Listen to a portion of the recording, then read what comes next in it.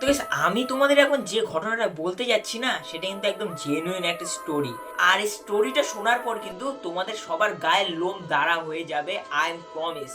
তো ঘটনায় আসি। তো ইউপির একজন ট্রাক ড্রাইভার, সে কিন্তু রাত্রেবেলা তার ট্রাকের মাল কিন্তু খালি করে সে তার বাড়ির দিকে যাচ্ছিল। তার বাড়ি থেকে কিছু দূর আগে তার কিন্তু পেয়ে গেল একটু টয়লেট, আর সে রাস্তার পাশে একটা গাছ দেখতে পেলো, আর সেই গাছের নিচে গিয়ে টয়লেট করলো। তারপর আবার সে তার ট্রাক নিয়ে বাড়ির পথে কিন্তু রওনা হলো। তো বাড়ির পথে রওনা হতে হতে সে কিন্তু ফিল করলো যে তার পেছনে হয়তো কেউ আসছে অথবা কেউ তার পিছু নিচ্ছে। তো সে সবকিছু ইগনোর করে সে কিন্তু তার মতো করে গাড়ি চালিয়ে সোজা একদম বাড়িতে গিয়ে থামলো।